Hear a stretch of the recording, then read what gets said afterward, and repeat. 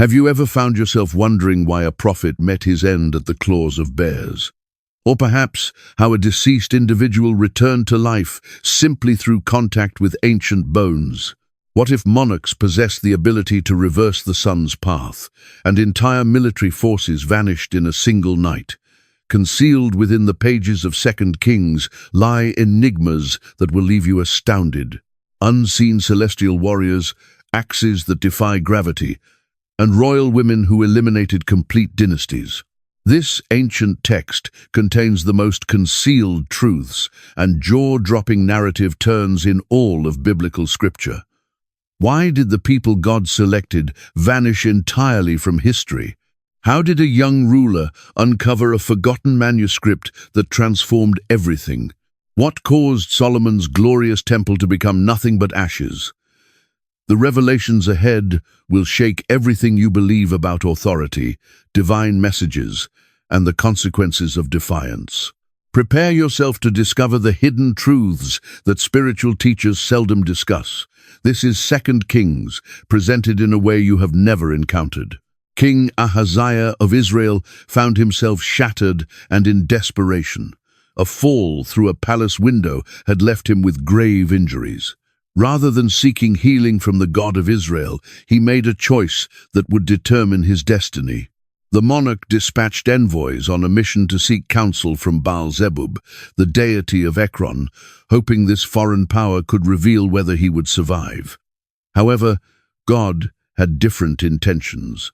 As documented in chapter 1, verse 3, the angel of the Lord addressed Elijah with these words, "Rise up, go and intercept the messengers of the king of Samaria, and ask them, is it due to the absence of God in Israel that you journey to consult Baal-zebub, the god of Ekron?" The prophet stopped the messengers with a devastating message. He informed them that because their monarch had chosen to pursue answers from a false deity, he would never rise from his bed alive.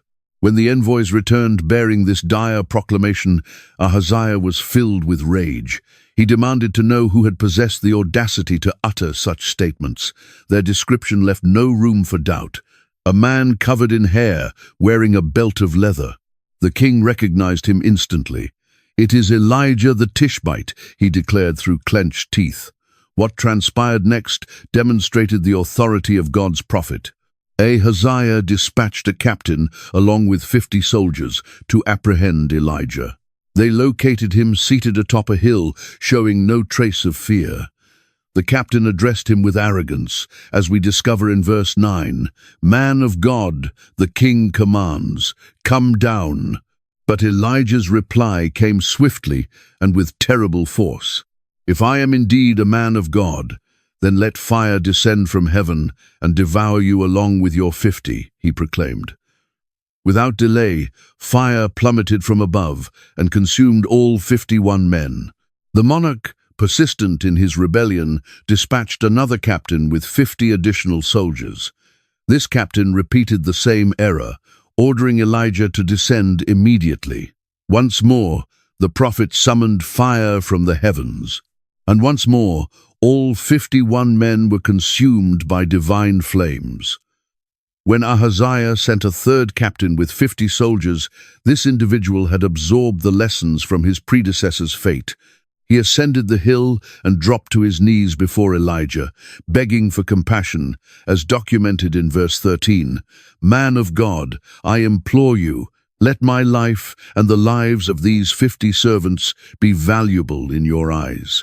The angel of the Lord instructed Elijah to accompany this humble captain, assuring his safety. Standing in the presence of the dying monarch, Elijah delivered God's ultimate verdict. Because Ahaziah had sought guidance from Baal instead of the living God, he would perish from his wounds. The prophecy materialized precisely as spoken. The king died, leaving no successor, and his brother Jehoram assumed the throne. The moment had arrived for the greatest prophet in Israel's chronicle to transfer his ministry to another. Elijah understood his departure was imminent, and his devoted disciple Elisha knew it as well. What unfolded became the most exceptional succession narrative ever documented. As chapter 2 opens, Elijah attempted to leave Elisha behind at Gilgal, instructing him to remain while he journeyed to Bethel. But Elisha refused separation from his teacher. "As the Lord lives, and as your soul lives, I will not abandon you," he stated with conviction. The two prophets traveled together to Bethel, where a congregation of young prophets approached Elisha with startling information. They questioned him, as documented in verse 3. "Are you aware that the Lord will take your master from you today?" Elisha knew, but he instructed them to remain silent about it. Again, Elijah tried proceeding alone to Jericho, and again, Elisha refused to leave his presence. At Jericho, another assembly of prophets posed Elisha the identical question regarding his master's departure. His response remained unchanged. He knew, but desired their silence. Finally, Elijah proposed going to the Jordan River, once more attempting to leave Elisha behind, but his committed student would not be dissuaded. 50 prophets followed at a distance, observing as the two men reached the Jordan's edge. Then something extraordinary occurred. Elijah took his cloak, rolled it into a bundle, and struck the waters. The river separated, and both men crossed on dry terrain. On the opposite bank, Elijah turned to his faithful companion with an offer. "Request what I shall do for you before I am taken from your presence," he said. Elisha's petition was both audacious and humble simultaneously. As we discover in verse 9, he requested, "I ask that a double portion of your spirit rest upon me." This was not avarice. It was the plea of one who recognized the tremendous responsibility awaiting him. Elijah's response carried weight. If Elisha witnessed him being taken away, he would obtain what he requested. If not, it would not occur. As they continued walking and conversing, suddenly the impossible took place. Verse 11 captures the moment, and it happened, as they continued walking and talking, that suddenly a chariot of fire materialized with horses of fire and separated the two of them. And Elijah ascended by a whirlwind into the heavens. Elisha observed in wonder as his master disappeared into the sky. He called out, my father, the chariot of Israel and its horsemen." Then Elijah was gone, leaving only his cloak remaining. Elisha retrieved the garment, understanding his life would be forever altered. The test arrived without delay. Elisha approached the Jordan with Elijah's cloak in his grasp. He struck the water exactly as his master had done, calling out, "Where is the Lord God of Elijah?" The river separated again, confirming that God's power now resided upon him. The 50 prophets, who had observed from afar, saw everything.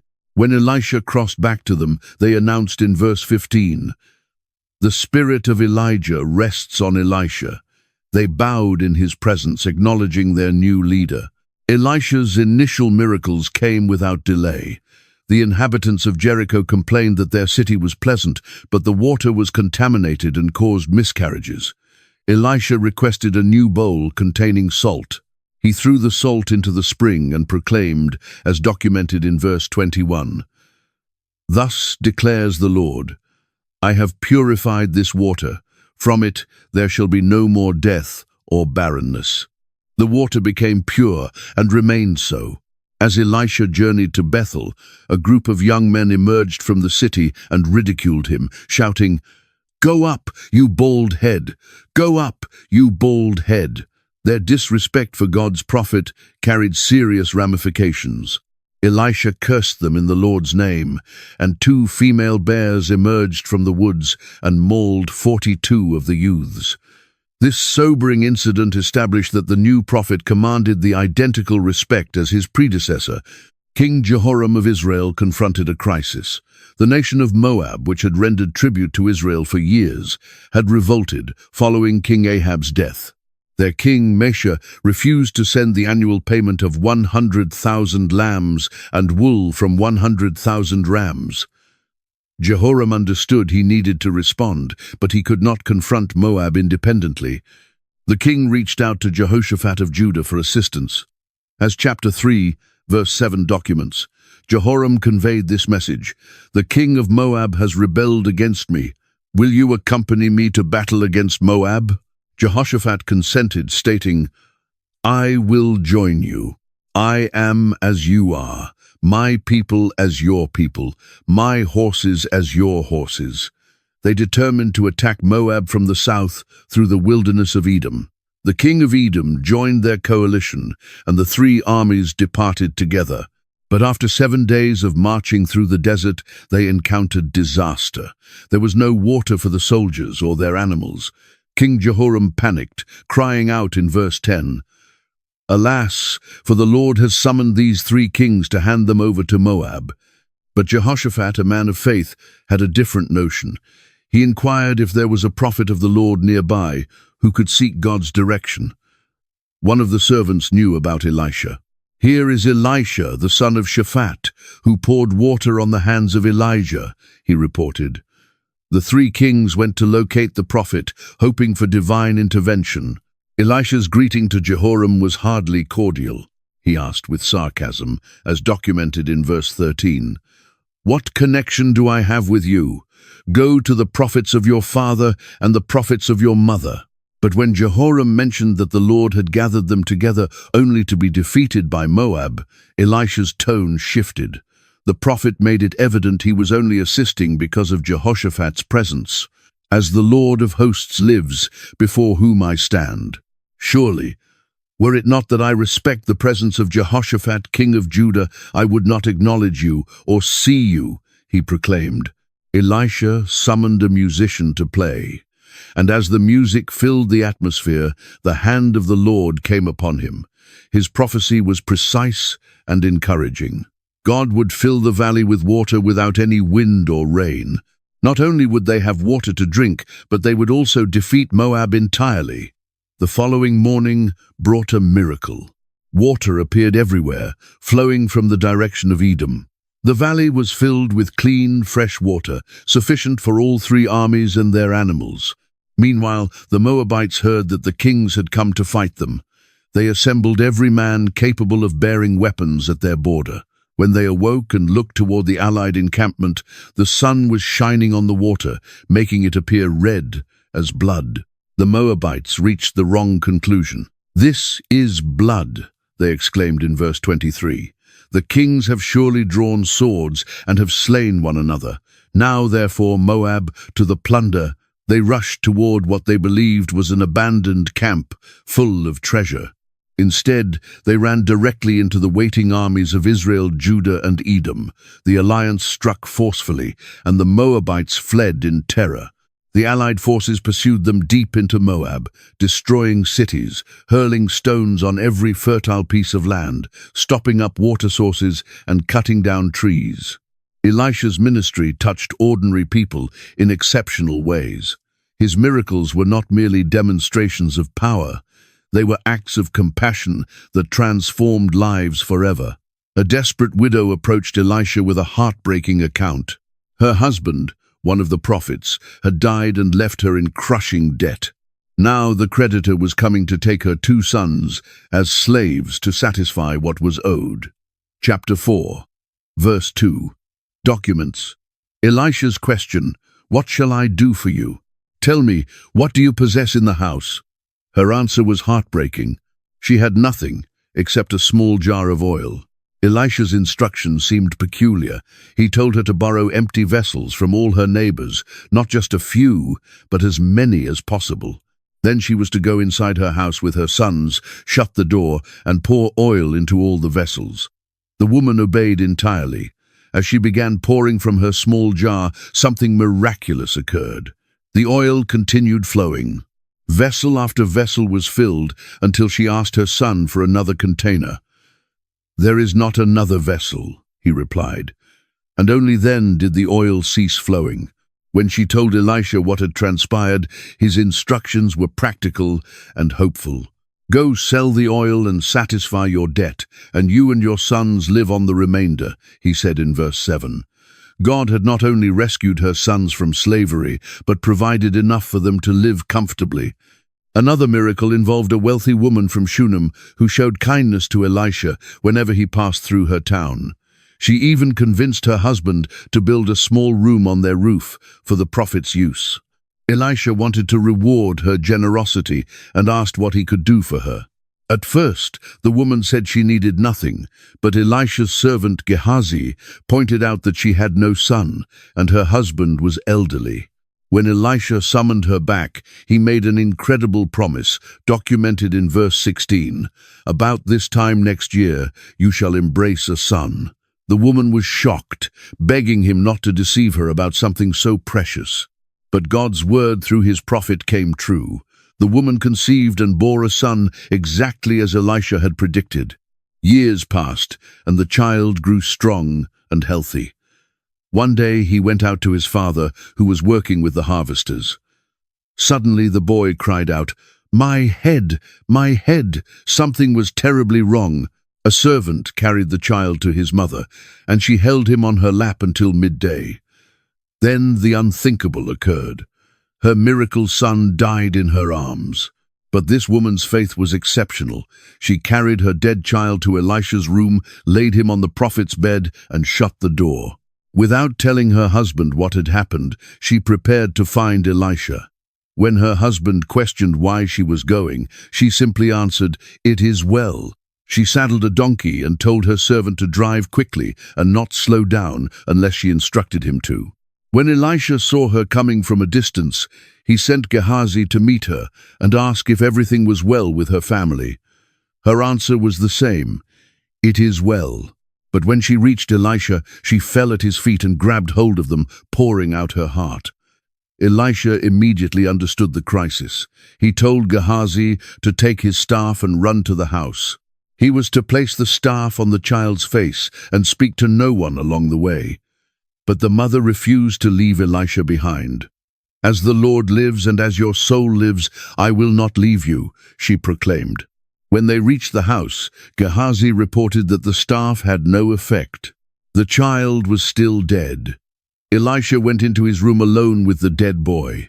What happened next was one of the most touching miracles in Scripture. Verse 34 describes it. "And he went up and lay on the child and put his mouth on his mouth, his eyes on his eyes, and his hands on his hands, and he stretched himself out on the child. And the flesh of the child became warm." Elisha walked around the room, then stretched himself on the child again. Suddenly, the boy sneezed 7 times and opened his eyes.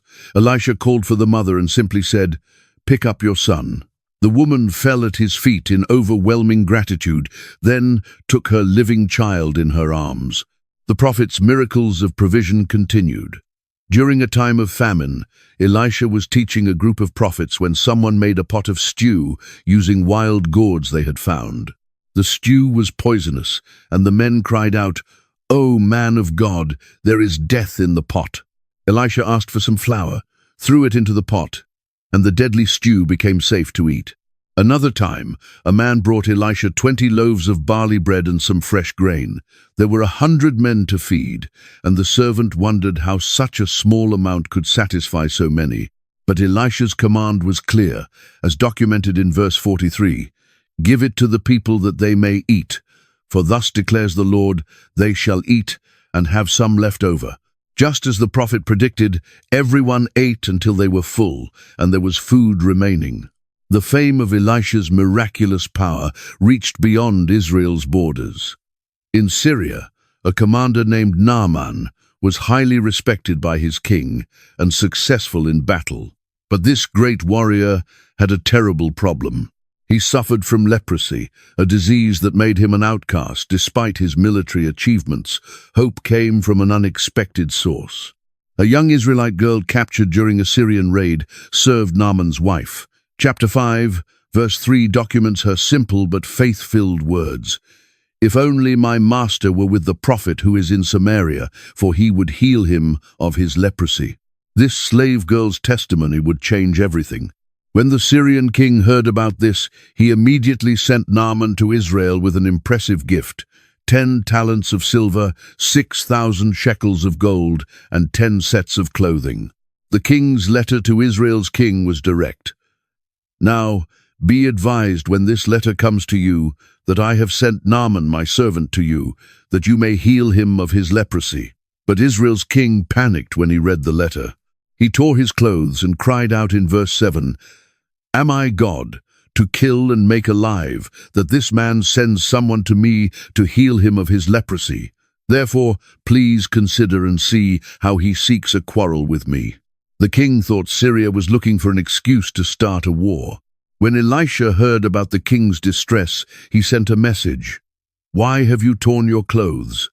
Please let him come to me, and he shall know that there is a prophet in Israel."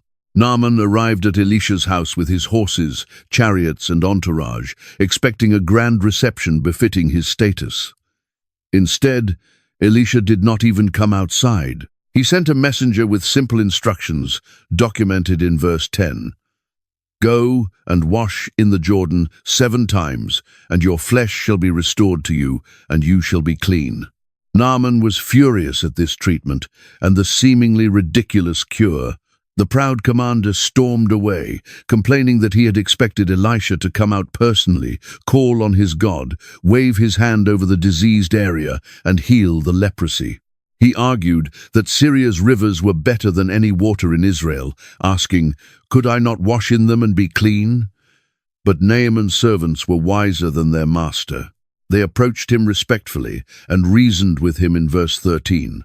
"My father, if the prophet had told you to do something great, would you not have done it? How much more then when he says to you, 'Wash and be clean'?" Their logic was perfect. If he would attempt something difficult, why not try something simple? Finally convinced, Naaman went down to the Jordan River. He dipped himself in the water 7 times, exactly as Elisha had instructed. The result was miraculous. Verse 14 tells us that his flesh was restored like the flesh of a little child, and he was clean. The leprosy was completely gone. Naaman returned to Elisha with his entire company, and this time the prophet came out to meet him. The Syrian commander's words showed his complete transformation. "Indeed, now I know that there is no God in all the earth except in Israel." He offered Elisha a generous reward, but the prophet refused to accept anything. Naaman then made an unusual request. He asked for 2 mule loads of Israelite soil to take back to Syria, because he had decided to worship only the God of Israel from that day forward. He also asked for forgiveness in advance for one thing. When his master went to worship in the temple of Rimmon and leaned on Naaman's arm for support, Naaman would have to bow down with him. Elisha simply said, "Go in peace." But the story was not over. Elisha's servant, Gehazi, had watched everything with growing greed. He thought his master had made a mistake by refusing Naaman's gifts. Gehazi decided to run after the Syrian commander and lie to get some of the treasure for himself. When Naaman saw Gehazi running after him, he stopped his chariot and asked if everything was all right. Gehazi told a careful lie, claiming that Elisha had changed his mind because 2 young prophets had just arrived and needed a talent of silver and 2 changes of clothing. Naaman gladly gave him 2 talents of silver and the clothes, sending his own servants to carry the heavy load. Gehazi hid the treasure and went to stand before Elisha as if nothing had happened. But the prophet knew exactly what his servant had done. His question in verse 25 was simple. "Where did you go, Gehazi?" When Gehazi lied again, saying he had not gone anywhere, Elisha revealed that he had seen everything in his spirit. The judgment was swift and fitting. Elisha declared in verse 27, "Therefore the leprosy of Naaman shall cling to you and your descendants forever." Gehazi left Elisha's presence with leprosy, his skin white as snow. The disease that had been taken from the grateful Syrian now belonged to the greedy Israelite. Life around Elisha was never ordinary. Even everyday problems became opportunities for God to demonstrate his supernatural power. The company of prophets was growing, and their meeting place had become too small. They asked Elisha for permission to go to the Jordan River and cut down trees to build a larger place to live. The prophet agreed to their plan, and even accepted their invitation to come with them. At the Jordan, everyone worked hard cutting trees. But then disaster struck. As one man was cutting down a tree, chapter 6 verse 5 tells us what happened. But as one was cutting down a tree, the iron axe head fell into the water, and he cried out and said, "Alas, master, for it was borrowed." This was a serious problem. Iron was expensive, and the man could not afford to replace a borrowed tool. Elisha's solution was simple but miraculous. He asked where the axe head had fallen, then cut a stick and threw it into the water at that spot. Immediately, verse 6 records, the iron did float. The heavy iron axe head floated to the surface like a piece of wood. "Pick it up for yourself," Elisha told the amazed man, who reached out and took his borrowed tool. Meanwhile, a much larger crisis was developing. The king of Syria was at war with Israel, but his secret military plans kept failing. Every ambush was discovered. Every surprise attack was anticipated. The Syrian king was furious, convinced that someone in his inner circle was spying for Israel. When the king accused his officers of treason, one of them revealed the truth documented in verse 12. "None, my lord, O king." But Elisha, the prophet who is in Israel, tells the king of Israel the words that you speak in your bedroom. Somehow, this Israelite prophet knew Syria's most secret plans. The Syrian king's response was immediate and overwhelming. He sent horses, chariots, and a great army to surround the city of Dothan, where Elisha was staying. When Elisha's servant woke up early and saw the massive army surrounding them, he was terrified. "Alas, my master, what shall we do?" he cried out. But Elisha was completely calm. His answer in verse 16 revealed why. "Do not fear, for those who are with us are more than those who are with them." Then the prophet prayed for his servant, "Lord, I pray, open his eyes that he may see." Suddenly, the young man could see what Elisha saw. The mountain was full of horses and chariots of fire surrounding them for protection. As the Syrian army approached, Elisha prayed again, but this time for his enemies. "Strike this people, I pray, with blindness." God answered immediately, and the entire army was struck blind. Then Elisha did something incredible. He walked out to the confused, blinded soldiers and told them they were in the wrong place, looking for the wrong man. He offered to lead them to the person they were seeking. Elisha led the entire Syrian army from Dothan to Samaria, the capital of Israel. Once they were inside the city gates, he prayed again. "Lord, open the eyes of these men that they may see." When their sight returned, the Syrian soldiers found themselves trapped in the heart of enemy territory. The king of Israel was thrilled and asked Elisha, "My father, shall I kill them? Shall I kill them?" But the prophet's answer showed God's heart for mercy. "You shall not kill them," he said in verse 22. "Would you kill those whom you have taken captive with your sword and your bow? Set food and water before them, that they may eat and drink and go to their master." So instead of a massacre, there was a feast. The king of Israel prepared a great meal for his enemies. After the Syrian soldiers had eaten and drunk their fill, he sent them back to their own land. The result was remarkable. Verse 23 tells us that the bands of Syrian raiders came no more into the land of Israel. But peace with Syria did not last long. King Ben-Hadad gathered his entire army and came up to besiege Samaria. The siege was long and brutal, creating the worst famine in Israel's history. Food became so scarce that people paid 80 shekels of silver for a donkey's head and 5 shekels for a cup of dove droppings. The situation became so desperate that people resorted to the unthinkable. As the king of Israel was walking on the wall of the city, a woman cried out for help. When he asked what was wrong, she told him a horrifying story, documented in verses 28 to 29. "This woman said to me, 'Give your son, that we may eat him today, and we will eat my son tomorrow.' So we boiled my son and ate him. And I said to her on the next day, 'Give your son, that we may eat him.' But she has hidden her son." When the king heard this, he was so shocked and grief-stricken that he tore his clothes. The people could see that underneath he was wearing sackcloth, showing his inner anguish over his people's suffering. But instead of turning to God for help, he blamed Elisha for the disaster. The king's rage toward the prophet was fierce. He declared in verse 31, "God, do so to me and more also, if the head of Elisha, the son of Shaphat, remains on him today."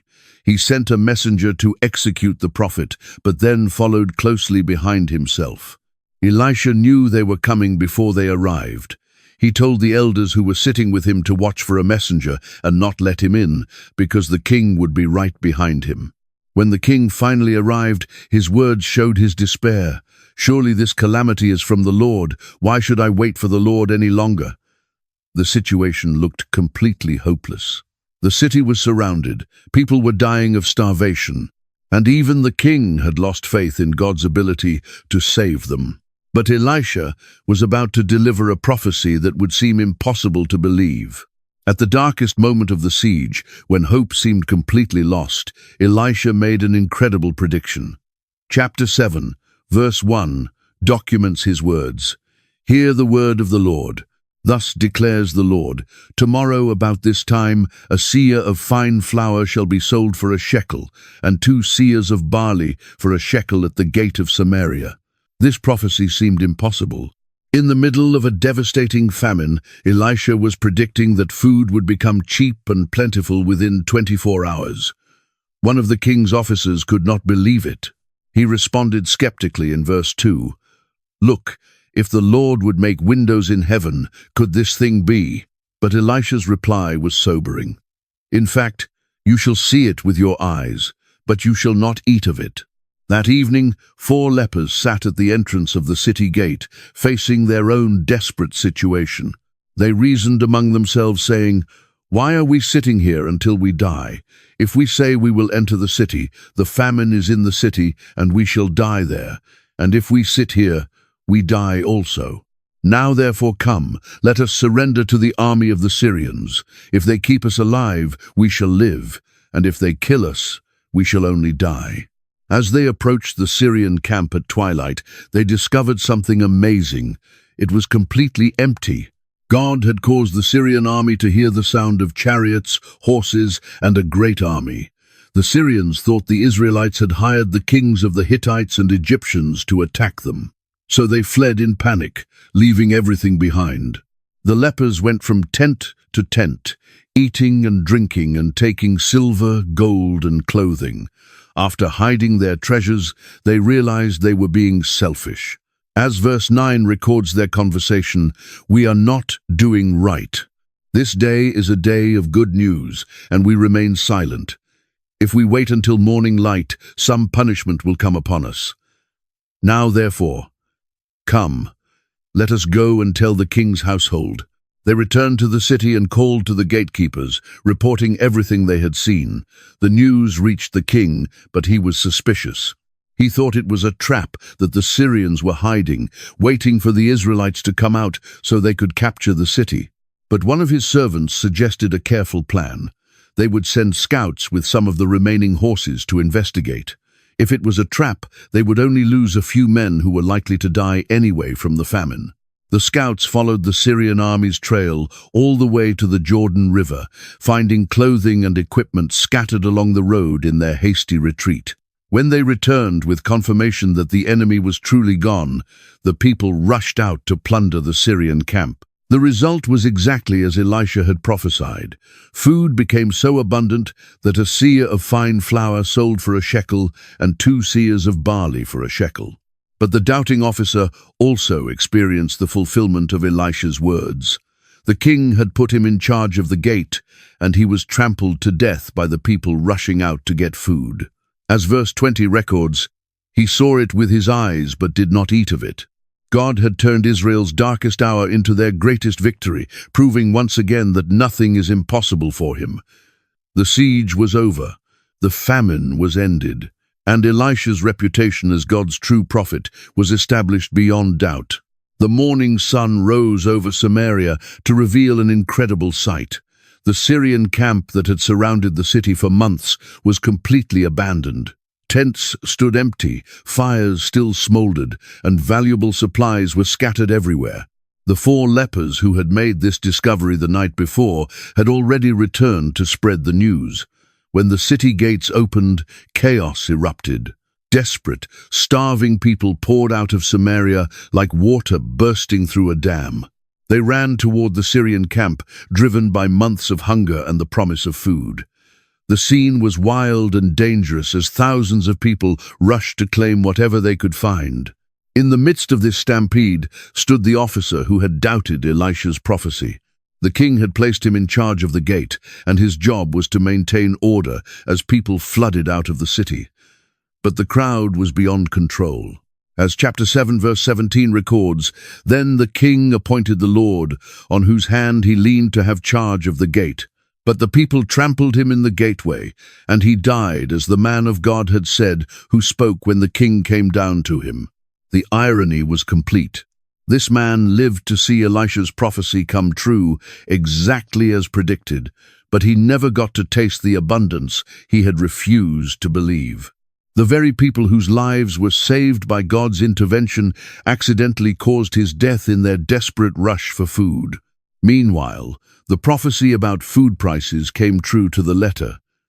By that same day, chapter 7 verse 16 tells us, "So the people went out and plundered the tents of the Syrians. So a seah of fine flour was sold for a shekel, and 2 seahs of barley for a shekel, according to the word of the Lord."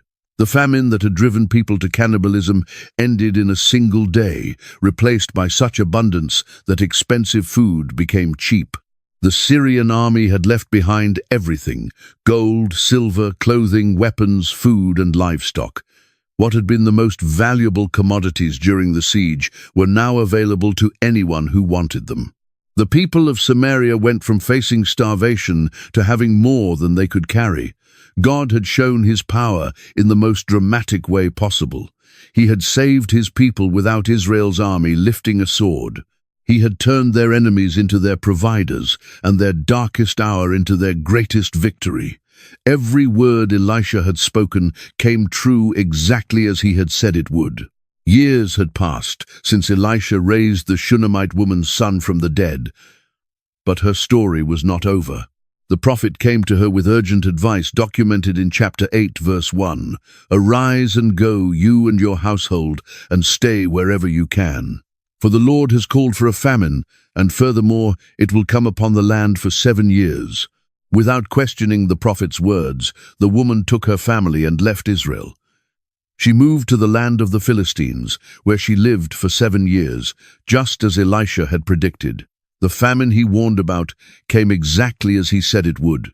But she and her family were safe because they had listened to God's prophet. When the 7 years ended, the woman returned to Israel. But she faced a serious problem. Other people had taken over her house and land while she was gone. In those days, property rights could be lost if someone abandoned their land, even if they had good reasons for leaving. The timing of her return was no accident. As she was preparing to appeal to the king for the return of her property, something remarkable was happening in the royal palace. The king was talking with Gehazi, Elisha's former servant, asking him to tell stories about the great things Elisha had done. Gehazi was in the middle of telling the story about Elisha raising a dead child to life when, as verse 5 records, "Now it happened as he was telling the king how he had restored the dead to life, that there was the woman whose son he had restored to life, appealing to the king for her house and for her land. The woman and her son walked into the palace at the exact moment Gehazi was telling their story. Gehazi could not believe his eyes.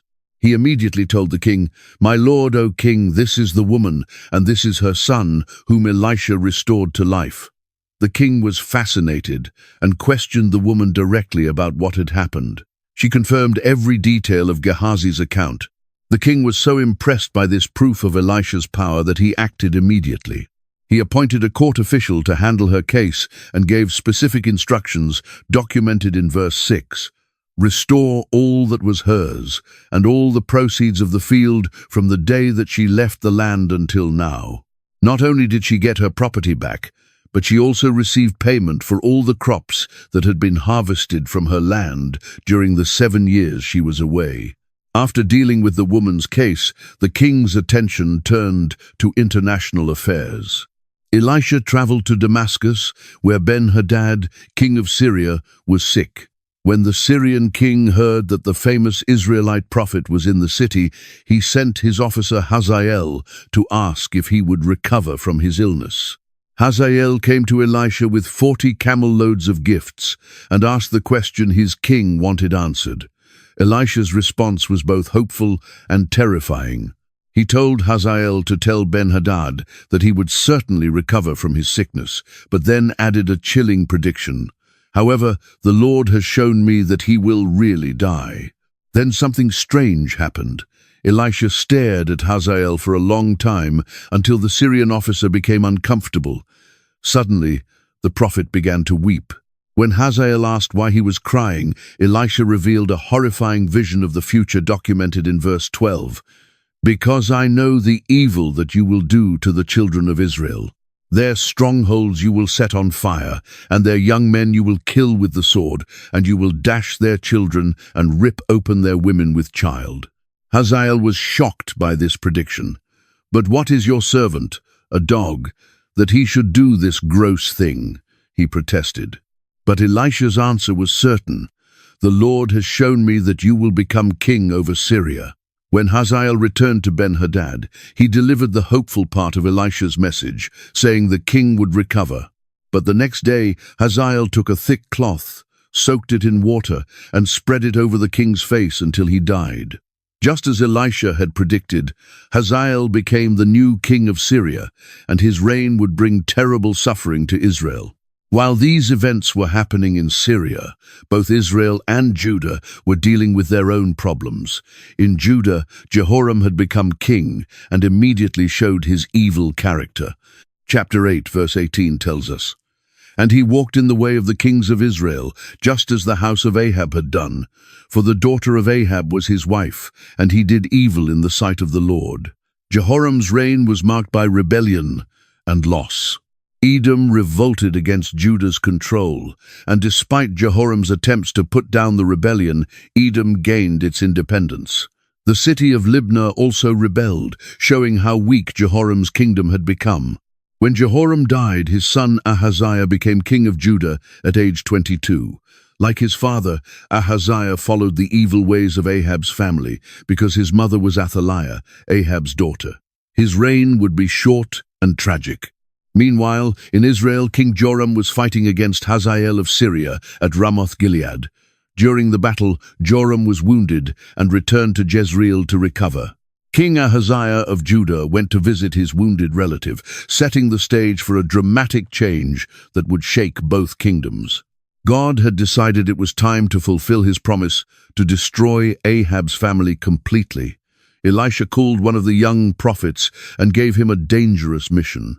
He was to take a flask of oil, go to Ramoth-Gilead, and find Jehu, the son of Jehoshaphat and grandson of Nimshi.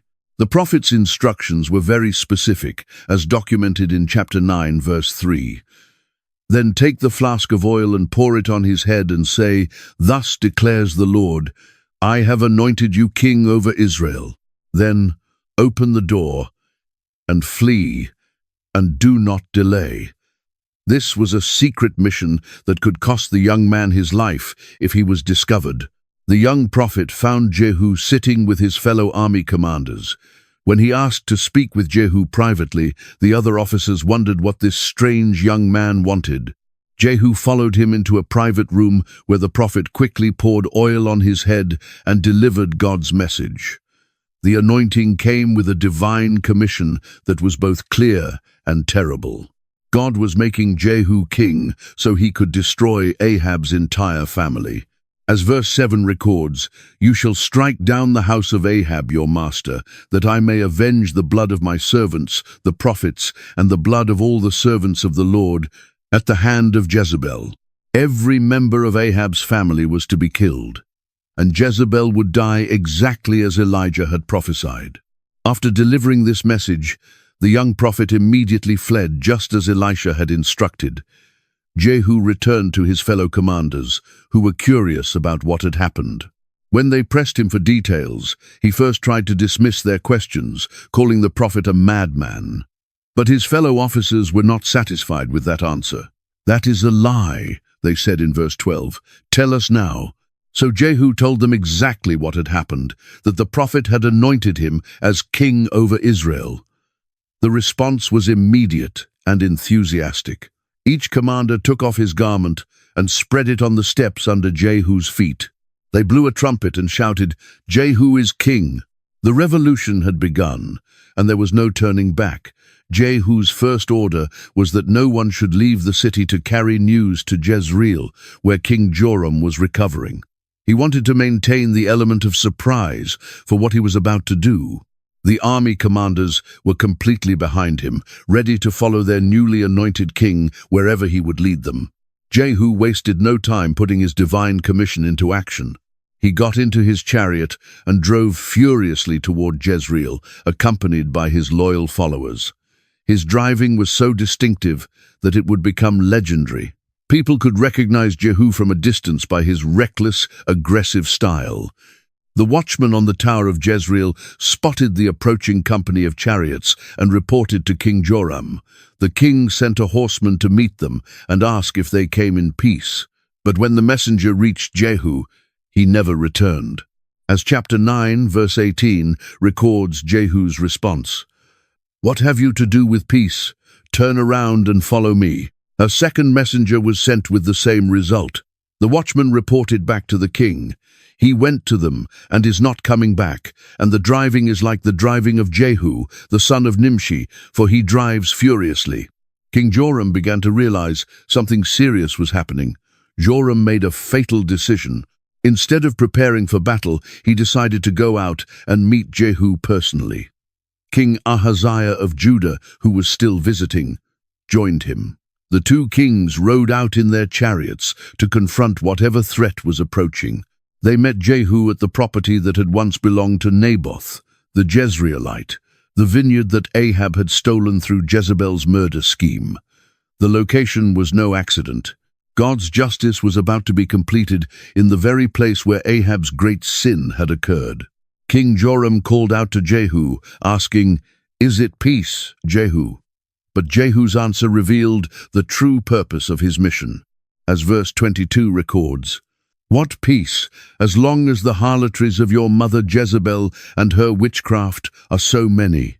The time for diplomacy was over. Joram immediately realized his danger and tried to flee, shouting to Ahaziah, "Treachery, Ahaziah!" But it was too late. Jehu drew his bow with full strength and shot an arrow that struck Joram between his shoulders. The arrow went through his heart, and he sank down in his chariot, dead. Jehu then ordered his captain Bidkar to throw Joram's body into the field of Naboth. He reminded Bidkar of the prophecy they had both heard when they served under Ahab. "Surely I saw yesterday the blood of Naboth and the blood of his sons, declares the Lord, and I will repay you in this plot, declares the Lord." The prophecy was being fulfilled exactly as God had promised. King Ahaziah tried to escape, but was also shot by Jehu's men near Gur. He managed to flee to Megiddo, where he died from his wounds. His servants carried his body back to Jerusalem and buried him with his fathers in the city of David. But Jehu's mission was not complete. The most dramatic confrontation was yet to come. When he arrived in Jezreel, Queen Jezebel heard about what had happened. Instead of hiding or fleeing, she prepared to face him with defiance. She painted her eyes, adorned her head, and looked out of an upper window of the palace. As Jehu entered the gate, Jezebel called down to him with a mocking question documented in verse 31. "Is it peace, Zimri, murderer of his master?" She was comparing him to Zimri, who had killed King Elah but ruled for only 7 days before being destroyed himself. Jehu looked up toward the window and called out, "Who is on my side? Who?" 2 or 3 eunuchs looked out at him, and he gave them a terrible command, "Throw her down." They obeyed immediately, throwing Jezebel from the window. Verse 33 describes what happened. "So they threw her down, and some of her blood spattered on the wall and on the horses, and he trampled her underfoot." After this dramatic execution, Jehu went inside to eat and drink. Only then did he remember to deal with Jezebel's body. He told his servants to bury her, saying, "After all, she was a king's daughter." But when they went to bury her, they found almost nothing left, as verse 35 tells us. So they went to bury her, but they found no more of her than the skull and the feet and the palms of her hands. This discovery reminded everyone of Elijah's prophecy about Jezebel's fate. God had said through his prophet that dogs would eat Jezebel's flesh in the territory of Jezreel, and that her body would be like refuse on the face of the field. The prophecy had come true in every horrible detail. Jehu still had more work to do. Ahab had 70 sons living in Samaria, and God had commanded that all of them be destroyed. Instead of attacking the city, Jehu used a clever strategy. He sent letters to the rulers of Samaria, challenging them to choose one of Ahab's sons as king and fight for him. The leaders of Samaria were terrified. If two kings could not stand against Jehu, how could they? They sent back a submissive message documented in chapter 10, verse 5. "We are your servants, and we will do all you tell us, but we will not make anyone king. Do what is good in your eyes." Jehu sent a second letter with a specific demand. Bring him the heads of all 70 of Ahab's sons by the next day. The rulers of Samaria carried out this grim task, placing all 70 heads in baskets and sending them to Jezreel. Jehu had them piled in 2 heaps at the entrance of the gate, where everyone could see that Ahab's royal line was completely finished. With Ahab's family eliminated, Jehu turned his attention to a larger problem, the worship of Baal that Ahab and Jezebel had promoted throughout Israel. But instead of using force, Jehu decided to use deception to gather all the Baal worshippers in one place. His plan was brilliant and ruthless. Jehu called all the people together and made a surprising announcement documented in chapter 10, verse 18. Ahab served Baal a little, but Jehu will serve him much. He proclaimed that he would hold a great sacrifice to Baal and commanded that all the god's prophets, servants, and priests be present. To make his deception convincing, Jehu proclaimed a solemn assembly for Baal throughout all Israel. His messengers spread the word that anyone who failed to attend would be killed. The threat worked perfectly. Every Baal worshipper in the kingdom came to the ceremony. They gathered in the temple of Baal until it was packed from one end to the other. Jehu ordered the keeper of the wardrobe to bring out special vestments for all the worshippers of Baal, making sure they could be easily identified. Jehu entered the temple with Jehonadab, a righteous man who supported his mission to destroy Baal worship. To maintain his disguise, Jehu told the assembled crowd, as documented in verse 23, "Search and see that no servants of the Lord are here with you, but only the worshippers of Baal." He wanted to make sure only guilty people would be punished. When the sacrifice and burnt offerings began, Jehu gave secret instructions to 80 men stationed outside the temple. He told them that if any of the Baal worshippers escaped, whoever let them get away would pay with his own life. As soon as the offerings were finished, Jehu dropped his disguise and gave the command for slaughter. His men rushed into the temple with swords and killed every person inside. They dragged the bodies outside, then went into the inner room of the temple. The destruction was complete and systematic. Verse 27 tells us, "Then they broke down the sacred pillar of Baal and tore down the temple of Baal and made it a refuse dump to this day." Not only were the worshippers destroyed, but the temple itself was demolished and turned into a public toilet, the ultimate insult to the false god.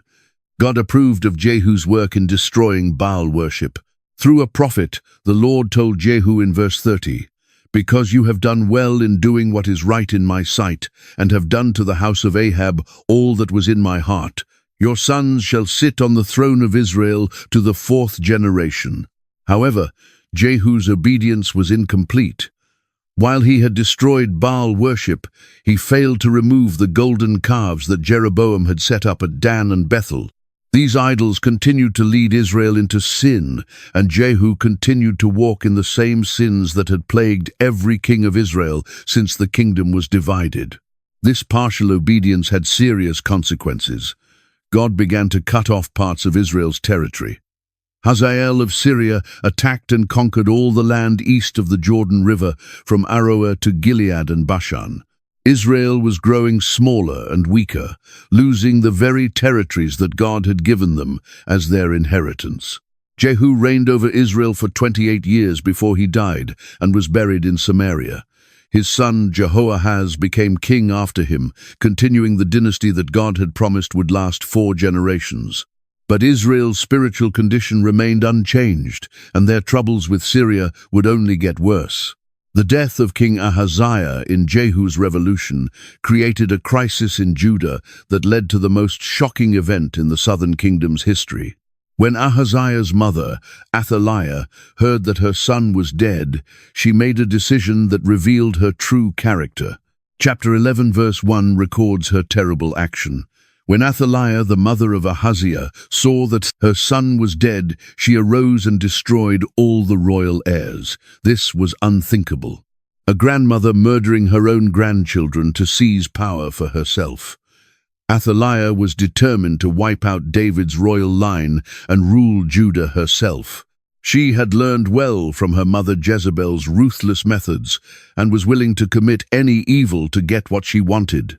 But God had made an eternal promise to David that his descendants would always sit on the throne of Judah. One person stood between Athaliah's evil plan and the fulfillment of God's promise. Jehosheba, who was King Ahaziah's sister and the wife of Jehoiada the priest, acted quickly and courageously. As the mass murder was taking place, Jehosheba managed to rescue one of the royal children. Verse 2 tells us, "But Jehosheba, the daughter of King Joram, sister of Ahaziah, took Joash, the son of Ahaziah, and stole him away from among the king's sons who were being murdered, and they hid him and his nurse in the bedroom from Athaliah, so that he was not killed." Baby Joash and his nurse were hidden in the temple of the Lord for 6 years, while Athaliah ruled as queen over Judah. During this time, the wicked queen thought she had succeeded in destroying David's line forever. She had no idea that the rightful heir was being raised right under her nose in God's house. Jehoiada the priest carefully planned for the day when he would restore the rightful king to the throne. In the 7th year, he made a covenant with the captains of hundreds who served in the royal guard. He brought them into the temple and showed them the young king, swearing them to secrecy. The plan was carefully coordinated for the Sabbath day. Jehoiada divided the guards into 3 groups with specific assignments. 1/3 would guard the royal palace, 1/3 would guard the Sur gate, and 1/3 would guard the gate behind the guards. Every detail was planned to ensure success. On the appointed day, the guards surrounded young Joash with weapons in their hands, ready to kill anyone who tried to stop them. Jehoiada brought out the 7-year-old boy, put the crown on his head, gave him the testimony, and anointed him king. The moment everyone had been waiting for arrived as they clapped their hands and shouted, "Long live the king!" The noise of celebration reached Athaliah's ears. When she came to see what was happening, she found a scene that filled her with horror. There stood a young boy wearing the crown, surrounded by guards and people who were rejoicing. She realized immediately that her 6-year reign of terror was over. Athaliah tore her clothes and screamed, "Treason! Treason!" But it was too late. Jehoiada commanded the captains not to kill her inside the temple, so they seized her and took her outside. As verse 16 records, "So they seized her, and she went by way of the horse's entrance into the king's house, and there she was killed." Jehoiada then made a covenant between the Lord, the king, and the people that they would be the Lord's people. The entire nation went to the temple of Baal and destroyed it completely. They broke down the altars and images and killed Matan, the priest of Baal, in front of the altars. The priest also appointed officers over the house of the Lord and established the proper order of temple worship. Then, in a grand procession, they brought the young king from the temple to the royal palace. Joash sat on the throne of the kings, and all the people of the land rejoiced while the city was quiet. The rightful king had been restored, and peace returned to Judah. 7-year-old Joash began his reign under the guidance of Jehoiada the priest, who had saved his life and restored him to the throne. The influence of this godly mentor shaped the young king's early years and led to one of the most important projects in Judah's history. Chapter 12, verse 2, summarizes the early part of Joash's reign. Joash did what was right in the sight of the Lord all the days in which Jehoiada the priest instructed him. This was the key to his success. He listened to wise counsel and followed God's ways. However, there was one problem that even the good King Joash did not address. The high places where people offered sacrifices to God were still not removed. While the people were not worshipping false gods, they were still offering sacrifices in unauthorized locations instead of bringing everything to the temple in Jerusalem as God had commanded. Joash's greatest achievement was his decision to repair the temple of the Lord. Solomon's beautiful temple had been damaged over the years through neglect and the evil actions of previous kings. Athaliah and her sons had even broken into the temple and used its sacred items for Baal worship.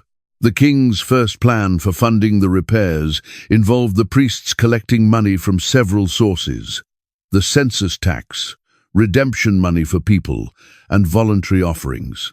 The priests were supposed to use this money to repair whatever damage they found in the temple. But after many years, the repairs still were not being made. Chapter 12, verse 6 tells us that it was so by the 23rd year of King Joash that the priests had not repaired the damages of the temple. The king realized he needed a different approach. Joash called for Jehoiada and the other priests and asked them directly why they were not repairing the temple. He then made a new rule. The priests would no longer collect money from the people, and they would not be responsible for temple repairs. A new system was needed. The solution was both simple and brilliant. Jehoiada took a chest, bored a hole in its lid, and set it beside the altar on the right side as people entered the temple. The priests who guarded the door put all the money that people brought into this chest. When the chest became full, the king's scribe and the high priest would count the money together. They would put it in bags and give it directly to the supervisors of the temple work. These supervisors paid the carpenters, builders, masons, and stonecutters and bought timber and hewn stone for the repairs. The system worked perfectly because it was honest and transparent. Verse 15 tells us, "Moreover, they did not require an account from the men into whose hand they delivered the money to be paid to workmen, for they dealt faithfully. The workers were so trustworthy that no one even bothered to audit their expenses." The funding was so successful that they were able to buy everything needed for the restoration. However, the money that came into the temple was used only for the actual repair work. They did not make new silver bowls, trimmers, sprinkling bowls, trumpets, or other vessels of gold or silver for the temple from the collected funds. The money for guilt offerings and sin offerings was handled separately and given directly to the priests, as it had always been, according to God's law. This showed that Joash and Jehoiada were careful to follow proper procedures and maintain the temple's traditional practices. The restoration project was a complete success. The temple was repaired and restored to its proper function as the center of worship for God's people. This achievement showed what could be accomplished when a godly king worked together with faithful priests and honest workers, all united in their desire to honor the Lord. The death of Jehoiada the priest marked the beginning of a tragic transformation in King Joash's character. The man who had saved his life, guided his youth, and inspired the temple restoration died at this incredible age of 100 years. They buried him among the kings in the city of David because of all the good he had done in Israel for God and his house. After Jehoiada's death, the leaders of Judah came to the king with a request that would change everything. They convinced Joash to abandon the temple of the Lord and return to serving idols and wooden images. This decision brought God's anger upon Judah and Jerusalem. But Joash no longer had his wise mentor to guide him back to the right path. God sent prophets to warn the people and bring them back to him, but they refused to listen. Then the Spirit of God came upon Zechariah, the son of Jehoiada the priest. This was the son of the very man who had saved Joash's life and raised him to be king. Zechariah stood before the people and delivered God's message, documented in 2 Chronicles 24:20. Why do you transgress the commandments of the Lord so that you cannot prosper? Because you have forsaken the Lord, he also has forsaken you. It was a warning that could have saved the kingdom if they had listened. But instead of repenting, the people conspired against Zechariah. At the king's command, they stoned him to death in the court of the house of the Lord. Joash showed no memory of the kindness that Zechariah's father, Jehoiada, had shown him.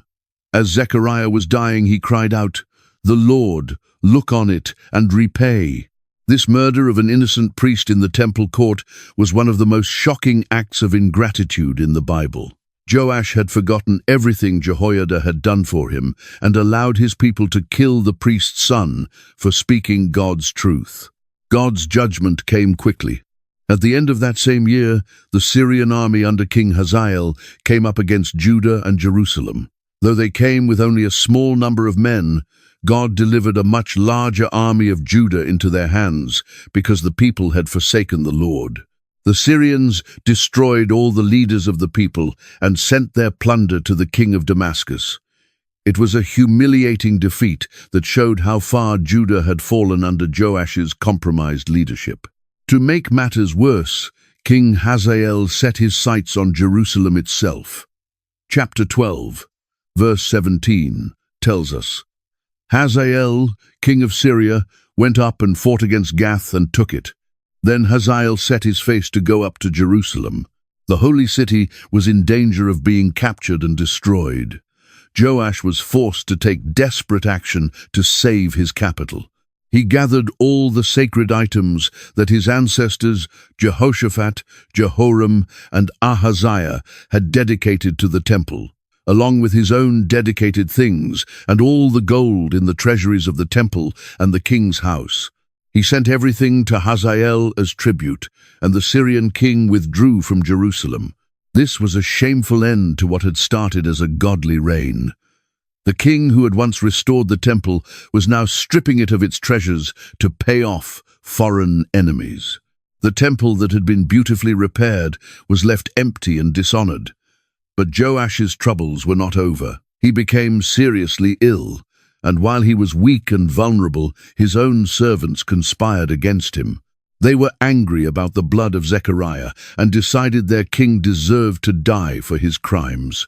The conspiracy succeeded, as verse 21 records, and his servants arose and formed a conspiracy and killed Joash in the house of Millo, which goes down to Silla. The king, who had been saved as a baby from one murderous plot, was finally killed by another. They buried Joash in the city of David, but significantly, they did not bury him in the tombs of the kings. This showed that even in death, people remembered his failures more than his early successes. His son Amaziah became king after him, inheriting a kingdom that was weakened by compromise and defeat. When Jehu died, his son Jehoahaz became king of Israel, beginning a reign that would show how quickly a kingdom could fall from power to weakness. The new king continued in the same sins that had plagued Israel since Jeroboam first led the nation into idolatry. He followed the sins of Jeroboam, the son of Nebat, and never turned away from them. God's anger burned against Israel because of their continued rebellion. Chapter 13, verse 3 tells us, Then the anger of the Lord was aroused against Israel, and he delivered them into the hand of Hazael, king of Syria, and into the hand of Ben-Hadad, the son of Hazael, all their days.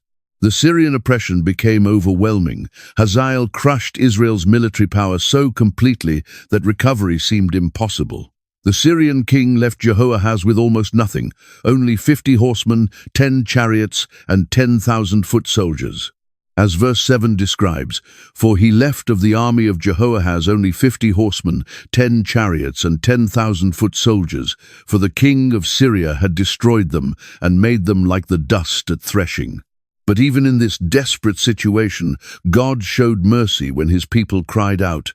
Chapter 13, verse 4 records, "So Jehoahaz pleaded with the Lord, and the Lord listened to him, for he saw the oppression of Israel, because the king of Syria oppressed them.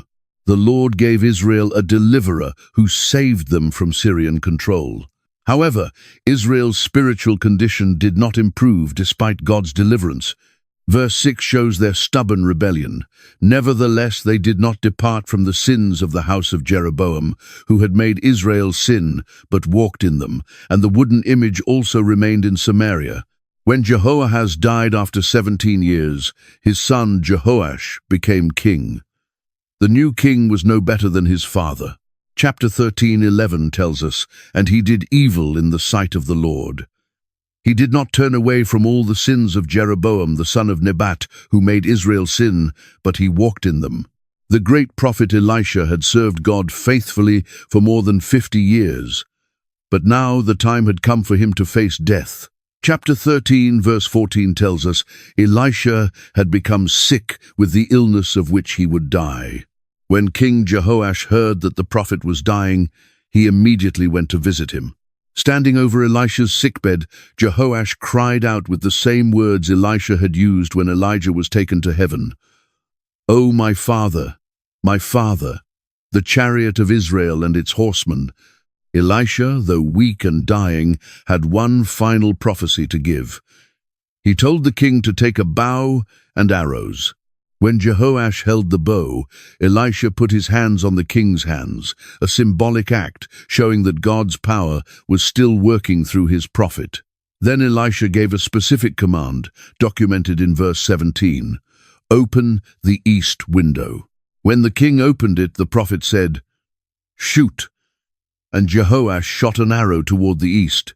Elisha declared, "The arrow of the Lord's deliverance, and the arrow of deliverance from Syria, for you must strike the Syrians at Aphek till you have destroyed them." But the prophecy was not complete. Elisha told the king to take the arrows and strike the ground. Jehoash struck the ground 3 times, then stopped. This made the prophet angry. As verse 19 records Elisha's rebuke, "You should have struck 5 or 6 times. Then you would have struck Syria till you had destroyed it. But now you will strike Syria only 3 times. Elisha died and was buried, but his story was not over. The following year, some Israelites were burying a man when they spotted Moabite raiders approaching. In their panic, they threw the dead body into Elisha's tomb. Chapter 13:21 describes what happened. "So it was, as they were burying a man, that suddenly they spied a band of raiders, and they put the man in the tomb of Elisha. And when the man was let down and touched the bones of Elisha, he revived and stood on his feet." Even in death, God's power still worked through his faithful prophet. True to Elisha's prophecy, King Jehoash fought the Syrians 3 times and won 3 victories, reclaiming cities that Israel had lost. When Amaziah became king of Judah at age 25, he began by taking care of unfinished business. His father Joash had been murdered by his own servants, and justice needed to be served. Chapter 14, verse 5, records, "Now it happened, as soon as the kingdom was established in his hand, that he executed his servants who had murdered his father the king. However, Amaziah showed wisdom by following the law of Moses and not killing the children of the murderers." As verse 6 explains, "But the children of the murderers he did not execute, according to what is written in the book of the law of Moses." Amaziah then decided to attack Edom. He gathered an army of 300,000 chosen men from Judah and hired 100,000 mighty men from Israel for 100 talents of silver. But a man of God warned him not to let Israel's army go with him because God was not with Israel. When Amaziah worried about the money already paid, the prophet answered, "The Lord is able to give you much more than this." Amaziah obeyed and sent the Israelite soldiers home, making them furious. He then marched to the Valley of Salt and won a great victory. Chapter 14, verse 7 records, "He killed 10,000 in the Valley of Salt and took Selah by war and called its name Joktheel to this day." But victory made Amaziah proud and foolish. He brought back Edom's gods and worshipped them. God sent a prophet to confront him, asking why he sought gods that could not rescue their own people. When Amaziah threatened the prophet, the man warned that God had determined to destroy him. Amaziah's next decision proved his foolishness. He challenged Jehoash, king of Israel, to battle. Jehoash sent back a parable about a thistle challenging a cedar, warning Amaziah to stay home. But Amaziah would not listen. The battle at Beth Shemesh was a disaster for Amaziah. Judah was defeated. Amaziah was captured, and Jehoash marched to Jerusalem, breaking down 400 cubits of the wall and taking temple treasures and hostages. Amaziah lived 15 years after this defeat, but conspirators eventually killed him at Lachish. His pride had led to humiliation, defeat, and death. After Jehoash died, his son Jeroboam became king of Israel, beginning the longest and most successful reign in the northern kingdom's later history. This second Jeroboam ruled for 41 years, bringing military success and economic prosperity that Israel had not seen for generations. Like every king before him, Jeroboam II continued in the sins that had plagued Israel since its founding. Chapter 14, 24 records, "And he did evil in the sight of the Lord. He did not depart from all the sins of Jeroboam, the son of Nebat, who had made Israel sin. But despite his spiritual failures, God used Jeroboam II to restore Israel's territory and power. The reason had nothing to do with the king's righteousness and everything to do with God's mercy toward his suffering people." Verse 27 explains, "And the Lord did not say that he would blot out the name of Israel from under heaven, but he saved them by the hand of Jeroboam, the son of Joash." Jeroboam's military campaigns were remarkably successful. He restored Israel's borders to their ancient boundaries. Verse 25 describes his conquests. He restored the territory of Israel from the entrance of Hamath to the Sea of the Arabah, according to the word of the Lord God of Israel, which he had spoken through his servant Jonah, the son of Amittai, the prophet. This expansion meant Israel once again controlled territory from the far north, near Hamath, all the way south to the Dead Sea. For the first time in generations, Israel was a major power again. This period brought tremendous economic prosperity. Expanded borders brought control of important trade routes. However, this prosperity came with a spiritual cost. The wealth made many people forget their dependence on God. The irony was tragic. Just when Israel seemed strongest, they were actually closest to destruction. Their spiritual condition was worse than ever, and prosperity only made them more confident in their rebellion against God. While Israel experienced its final prosperity under Jeroboam II, Judah enjoyed an even longer period of stability under King Azariah, also called Uzziah. Chapter 15. 2 tells us he was 16 years old when he became king, and he reigned 52 years in Jerusalem. Unlike Israel's kings, Azariah was good and pleased God. Verse 3 records, "And he did what was right in the sight of the Lord, according to all that his father Amaziah had done. However, he did not remove the high places where people offered unauthorized sacrifices. During his long reign, Azariah accomplished great things for Judah. He strengthened defenses, expanded territory, and brought prosperity. His military campaigns were successful, and he built a strong economy that made Judah one of the most powerful nations in the region. But success led to pride, and pride led to Azariah's downfall. After many years of faithful service, the king made a terrible mistake. He decided to enter the temple and burn incense on the altar, a function reserved only for priests. When Azariah entered the temple with a censer, 80 brave priests followed to stop him. Azariah, the chief priest, confronted the king directly, telling him it was not his right to burn incense. That honor belonged only to Aaron's descendants. Instead of repenting, King Azariah became furious with the priests, As he raged while holding the censer, something terrible happened. Chapter 15, verse 5, describes the judgment. Then the Lord struck the king so that he was a leper until the day of his death. The leprosy appeared on Azariah's forehead while he was still in the temple. The priests quickly escorted him out, and he hurried to leave because he knew the Lord had struck him. This divine judgment changed everything.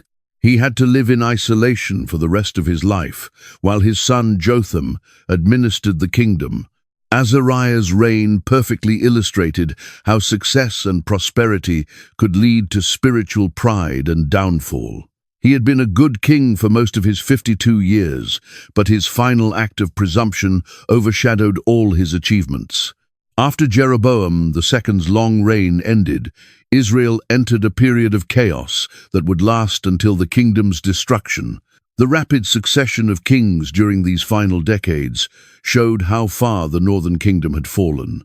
Jeroboam's son Zechariah became king, but his reign was pathetically short. Chapter 15. Verse 8 tells us, "In the 38th year of Azariah, king of Judah, Zechariah the son of Jeroboam reigned over Israel in Samaria 6 months. He continued the same sins as his predecessors. Zechariah's brief reign fulfilled God's promise to Jehu that his descendants would sit on Israel's throne for 4 generations. With his death, Jehu's dynasty ended exactly as predicted. The end came through conspiracy and murder. Shallum, the son of Jabesh, plotted against Zechariah and killed him publicly, then made himself king. But Shallum's reign was even shorter. Verse 13 records, "Shallum, the son of Jabesh, became king in the 39th year of Uzziah, king of Judah, and he reigned a full month in Samaria. Menahem, the son of Gadi, came from Tirzah, killed Shallum, and became king. But Menahem's rise was marked by extreme brutality. When Tirzah refused to open its gates, he attacked it and committed horrible atrocities." Verse 16 describes his cruelty. "Then from Tirzah, Menahem attacked Tirzah, all who were there and its territory. Because they did not surrender, therefore he attacked it. All the women there who were with child he ripped open. Menahem held power for 10 years, but his reign brought new troubles. Pul, the king of Assyria, came against the land. To save his throne, Menahem paid 1,000 talents of silver in tribute, taxing all the wealthy men in Israel 50 shekels each. When Menahem died, his son Pekahiah became king for 2 years. Pekahiah's reign ended through conspiracy. His own captain, Pekah, plotted against him with 50 men from Gilead, killed him in the palace, and made himself king. Pekah reigned for 20 years, but his rule brought even more trouble. During his reign, Tiglath-Pileser, king of Assyria, captured many Israelite cities and deported thousands of people. Israel was shrinking rapidly as its people were carried away into exile. Pekah's reign also ended in conspiracy and assassination. Hoshea, the son of Elah, conspired against him, killed him, and became king. By this time, Israel was so weak that the kingship was hardly worth having. While Israel was destroying itself with civil wars, Judah continued enjoying relative stability. When Azariah died, his son Jotham became king and reigned 16 years. Chapter 15, verse 34 tells us, "And he did what was right in the sight of the Lord. He did according to all that his father Uzziah had done. Jotham was a good king who brought prosperity to Judah. He built extensively, including the upper gate of the Lord's house. However, like his father, he did not remove the high places where people offered unauthorized sacrifices. During Jotham's reign, a new threat developed. The Lord began sending Rezin, king of Syria, and Pekah, king of Israel, against Judah. This was the beginning of a coalition that would create a major crisis. When Jotham died, his son Ahaz became king at age 20. Unlike his father and grandfather, Ahaz was wicked. Chapter 16, verse 2 tells us, "Ahaz was 20 years old when he became king, and he reigned 16 years in Jerusalem, and he did not do what was right in the sight of the Lord his God." Ahaz's evil went far beyond usual idolatry. He walked in the way of Israel's kings and even made his son pass through fire, practicing child sacrifice. He also sacrificed and burned incense on high places, hills, and under every green tree. The Syrian-Israelite coalition moved into full action against Ahaz. Rezin and Pekah came up to Jerusalem to make war. Though they could not overcome the city, Rezin captured Elath for Syria, giving them control of important trade routes.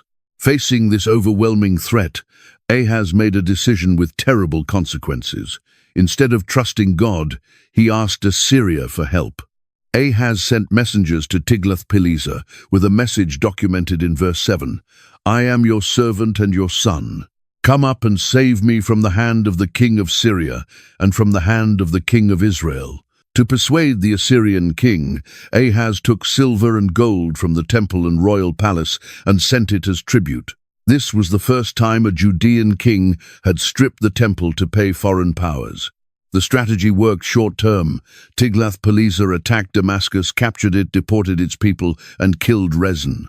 But when Ahaz went to Damascus to meet the Assyrian king, he saw an altar that impressed him.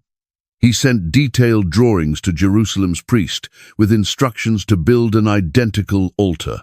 By the time Ahaz returned, the priest had built the pagan altar. Ahaz offered sacrifices on it and moved God's bronze altar to a less prominent position. He made extensive changes to temple worship to please Assyria and accommodate their religious practices. The alliance with Assyria had saved Judah from immediate destruction, but it made them dependent on a pagan empire that would eventually turn against them. Ahaz had traded temporary safety for long-term disaster. Hoshea, Israel's final king, began his reign as Assyria's puppet. Shalmaneser, king of Assyria, had made Hoshea his vassal and required heavy annual tribute. Chapter 17, verse 3 describes, Shalmaneser, king of Assyria, came up against him, and Hoshea became his vassal and paid him tribute money. Hoshea continued the same sins that had cursed every Israelite king since the kingdom began. Verse 2 tells us, "And he did evil in the sight of the Lord, but not as the kings of Israel who were before him." While still wicked, he apparently was not quite as bad as some predecessors, but even this small improvement could not save Israel from the consequences of centuries of rebellion. The kingdom had passed the point of no return, and divine judgment was about to fall with devastating force. Hoshea's downfall came when he tried breaking free from Assyrian control. He secretly sent messengers to So, king of Egypt, hoping to form an alliance that would allow him to stop paying tribute to Shalmaneser.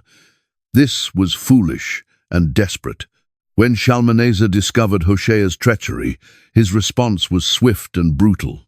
Verse 4 records, "And the king of Assyria uncovered a conspiracy by Hoshea, for he had sent messengers to So, king of Egypt, and brought no tribute to the king of Assyria, as he had year by year.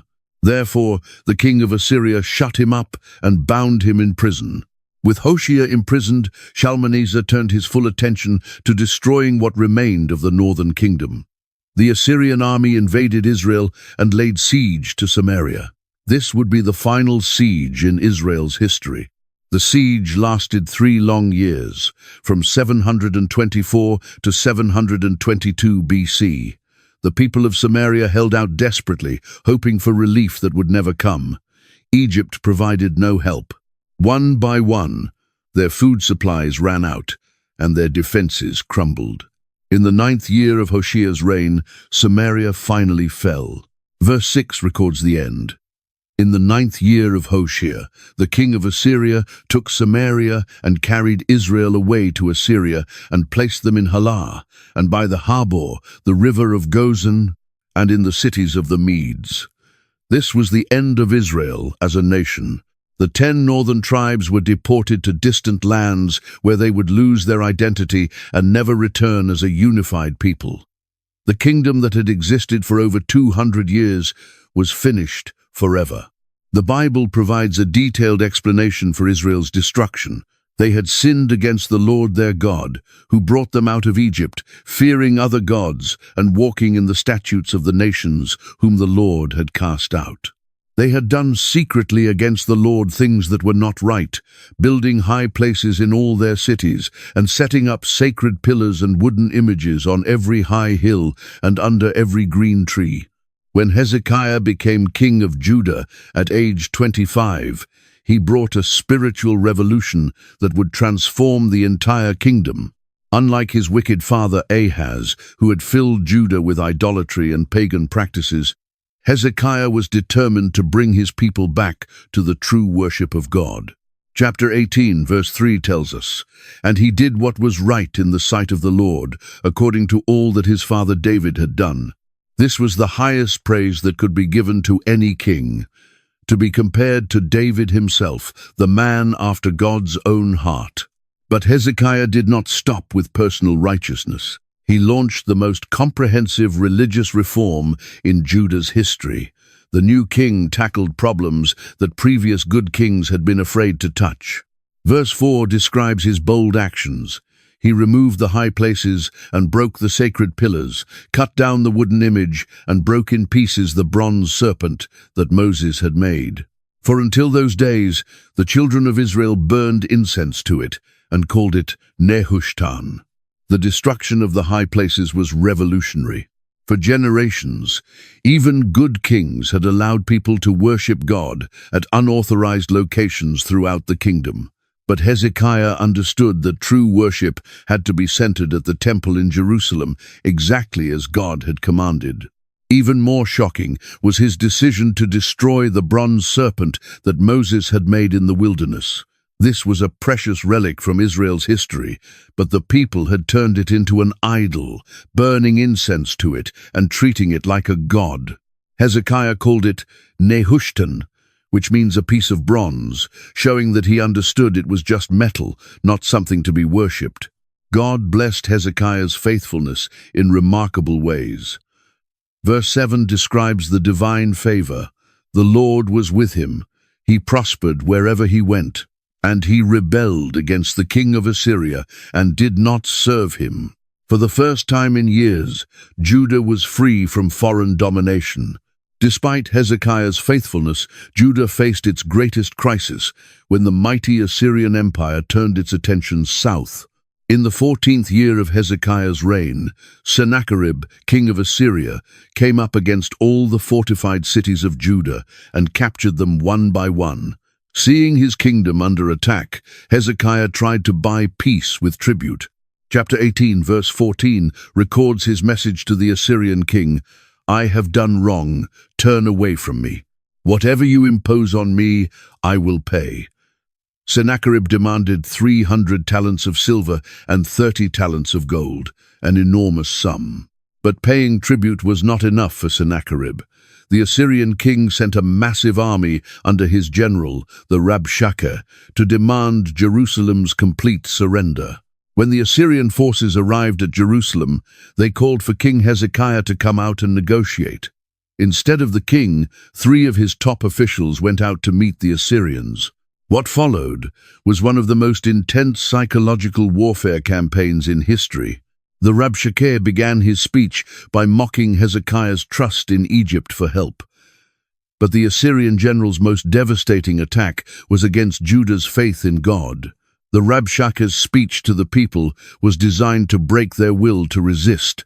He warned them that Hezekiah was deceiving them and that they would end up eating their own waste during the siege. Most dangerous of all, the Assyrian general mocked the Lord directly. Chapter 18, verse 35 records his challenge. "Who among all the gods of the lands have delivered their countries from my hand, that the Lord should deliver Jerusalem from my hand?" When Hezekiah heard these blasphemous words, his response showed his spiritual maturity. He tore his clothes, covered himself with sackcloth, and went into the house of the Lord. Then he sent his officials to the prophet Isaiah, asking for prayer and guidance. But Sennacherib was not finished. He sent a letter to Hezekiah, repeating his threats and blasphemies. The king took this letter directly to the temple and spread it before the Lord in prayer. Chapter 19, verse 16. records part of his prayer. Lord God of Israel, the one who dwells between the cherubim, you are God, you alone, of all the kingdoms of the earth. You have made heaven and earth. God's answer came through Isaiah with a detailed prophecy about Sennacherib's fate. That very night, divine judgment fell on the Assyrian army. Chapter 19, verse 35, describes the supernatural intervention. And it came to pass on a certain night that the angel of the Lord went out and killed in the camp of the Assyrians 185,000. And when people arose early in the morning, there were the corpses, all dead. After the miraculous deliverance from Assyria, Hezekiah faced a personal crisis that would test his faith in a different way. Chapter 20, verse 1 tells us, in those days Hezekiah was sick and near death.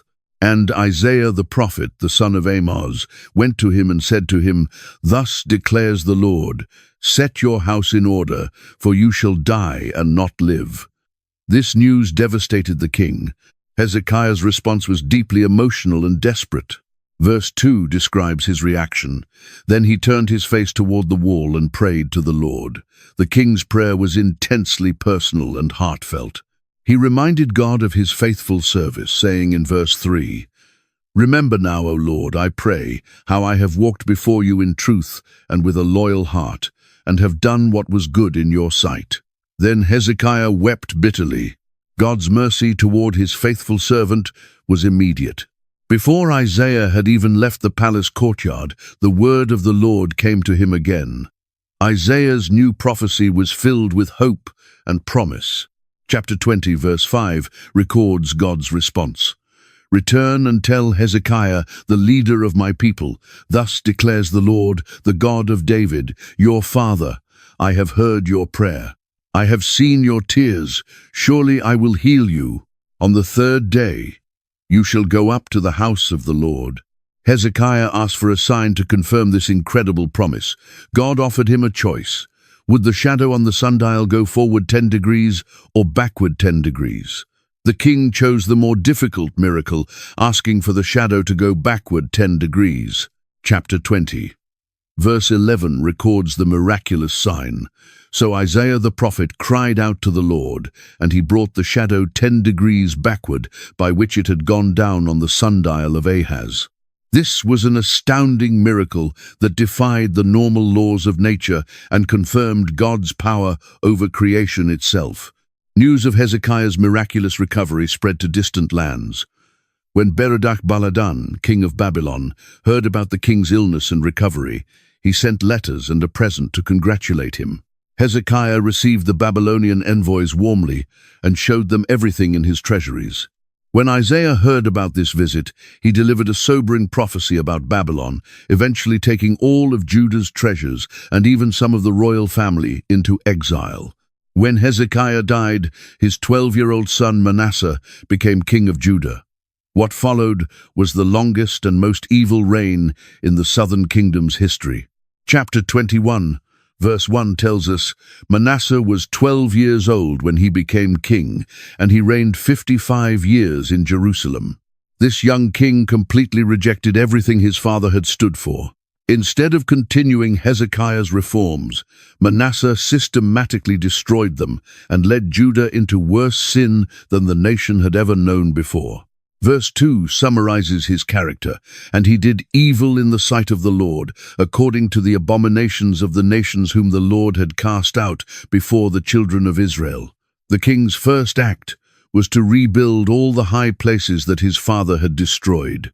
He erected altars for Baal and made a wooden image, following the example of Ahab, who had been one of Israel's most wicked kings. But Manasseh's rebellion went much further. Verse 3 tells us, For he raised up altars for all the host of heaven and served them. He introduced star worship and astrology into Judah. Most shocking of all, Manasseh brought his pagan altars right into the temple itself. Verse 4 records, He also built altars in the house of the Lord, of which the Lord had said, In Jerusalem I will put my name. The king was defiling the very place where God had chosen to dwell among his people. Manasseh's most horrible sin was child sacrifice. Verse 6 records, "Also he made his son pass through the fire, practiced soothsaying, used witchcraft, and consulted spiritists and mediums. He did much evil in the sight of the Lord to provoke him to anger." The king was practicing every form of occult activity that God had condemned. Manasseh's influence on his people was devastating. Verse 9 tells us, "But they paid no attention, and Manasseh seduced them to do more evil than the nations whom the Lord had destroyed before the children of Israel." Under his leadership, Judah became more wicked than the Canaanite nations that God had driven out of the land. The king's violence was as terrible as his idolatry. Verse 16 records, "Moreover, Manasseh shed very much innocent blood, till he had filled Jerusalem from one end to another, besides his sin, by which he made Judah sin in doing evil in the sight of the Lord." God sent prophets to warn Manasseh and his people, but they would not listen. The divine message was clear and terrifying. The Lord declared that he would bring such calamity upon Jerusalem and Judah that whoever heard of it would have both ears tingle. When Manasseh finally died after 55 years of evil rule, his reign had sealed Judah's fate. Manasseh's son Amon became king when he was 22 years old, and he continued his father's wicked practices without any restraint. Chapter 21. 21 tells us, "So he walked in all the ways that his father had walked, and he served the idols that his father had served and worshipped them." Amon's reign was mercifully short, lasting only 2 years. But even in that brief time, he managed to make Judah's spiritual condition worse. Verse 22 records, "He forsook the Lord God of his fathers, and did not walk in the way of the Lord." The king's wickedness was so extreme that even his own servants could not tolerate it any longer. Court officials who had served under Manasseh decided that enough was enough. They formed a conspiracy against the king and carried out their plan. Chapter 21. Verse 23 records the end of Amon's reign. "Then the servants of Amon conspired against him and killed the king in his own house." But the conspiracy did not succeed in changing Judah's leadership the way the plotters had hoped. When the common people heard about the king's murder, they rose up against the conspirators. Verse 24 tells us, "But the people of the land executed all those who had conspired against King Amon. Then the people of the land made his son Josiah king in his place." Josiah was only 8 years old when he became king, which meant that regents and advisors would have to help him rule until he came of age. This created an opportunity for godly influences to shape the young king's character in ways that had been impossible during his father's and grandfather's reigns. Chapter 22. Verse 1 introduces the new king. Josiah was 8 years old when he became king, and he reigned 31 years in Jerusalem. More importantly, verse 2 reveals the character that would define Josiah's reign. "And he did what was right in the sight of the Lord, and walked in all the ways of his father David." He did not turn aside to the right hand or to the left. The contrast between Josiah and his immediate predecessors was remarkable.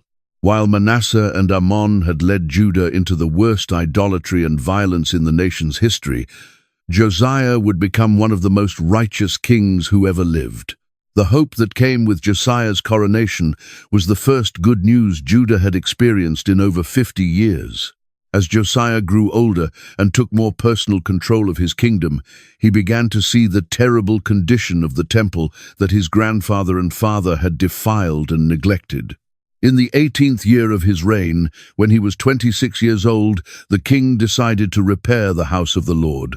Chapter 22, verse 3, records his instructions. "Then it came to pass, in the 18th year of King Josiah, that the king sent Shaphan the scribe, the son of Azaliah, the son of Meshullam, to the house of the Lord." The king was ready to invest serious money and effort in restoring God's temple to its proper condition. But as the renovation work progressed, something extraordinary happened. While cleaning out rooms and moving furniture, Hilkiah the high priest made a discovery that would change everything. He found a book that had been lost for many years, possibly decades. Chapter 22, verse 8, records this momentous discovery. Then Hilkiah the high priest said to Shaphan the scribe, "I have found the book of the law in the house of the Lord."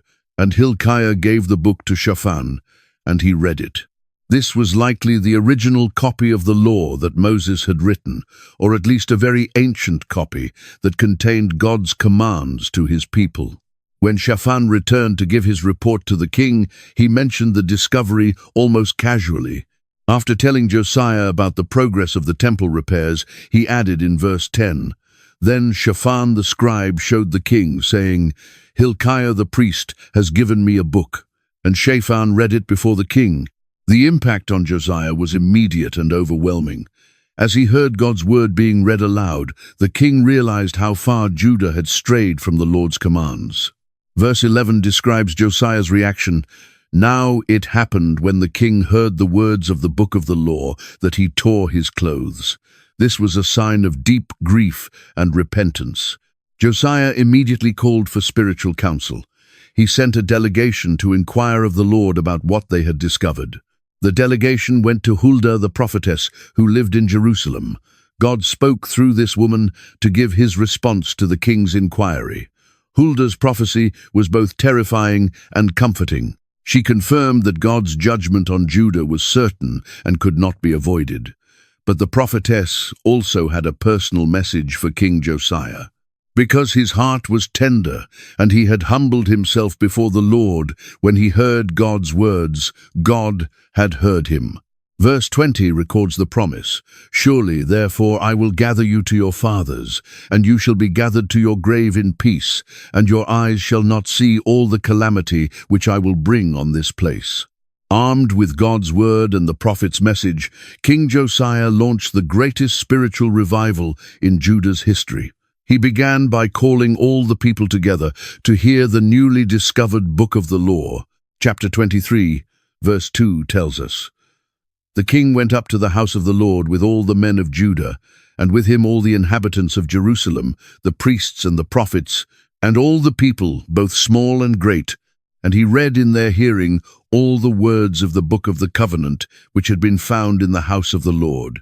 The king did not just read God's law to the people. He led them in making a public commitment to obey it. Verse 3 records, "Then the king stood by a pillar and made a covenant before the Lord, to follow the Lord and to keep his commandments and his testimonies and his statutes with all his heart and all his soul, to perform the words of this covenant that were written in this book." And all the people took a stand for the covenant. What followed was the most systematic destruction of idolatry that Judah had ever seen. Josiah removed every trace of false worship from the temple and the land, going far beyond what any previous king had done. He commanded Hilkiah and the other priests to bring out all the articles that had been made for Baal, Asherah, and the host of heaven, and burned them outside Jerusalem. The king's reforms extended throughout the entire kingdom. He removed the idolatrous priests that previous kings had appointed to burn incense on the high places.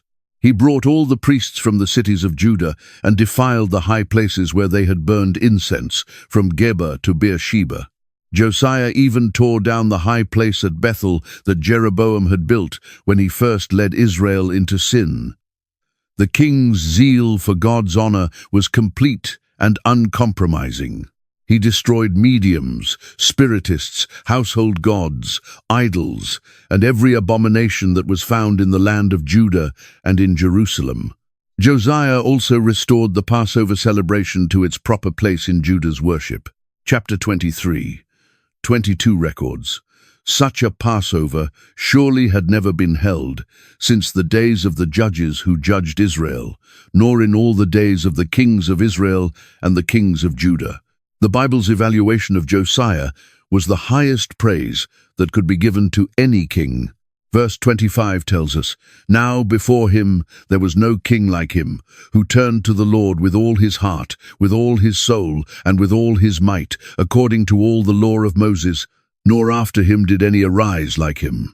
But despite Josiah's righteousness and the nation's apparent revival, God's judgment on Judah could not be turned away. Josiah's tragic end came when he tried to stop Pharaoh Necho of Egypt from going through his territory. Chapter 23:29 records the disaster. In his days, Pharaoh Necho, king of Egypt, went to the aid of the king of Assyria to the river Euphrates, and King Josiah went against him, and Pharaoh Necho killed him at Megiddo when he confronted him. After Josiah's death, the people took his son Jehoahaz and anointed him king in Jerusalem.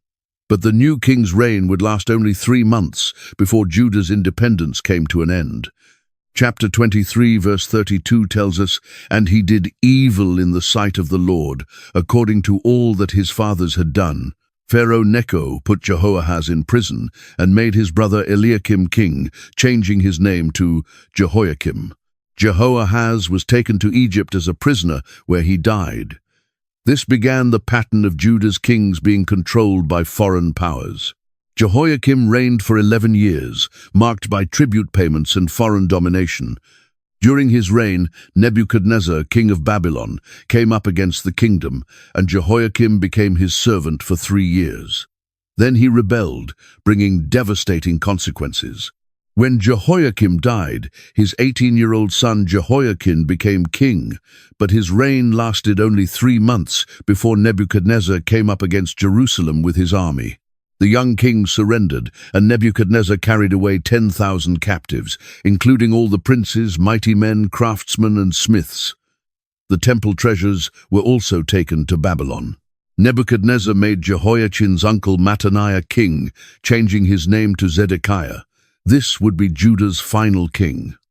Zedekiah reigned for 11 years before rebelling against Babylon. Chapter 25, verse 1 records the beginning of the end.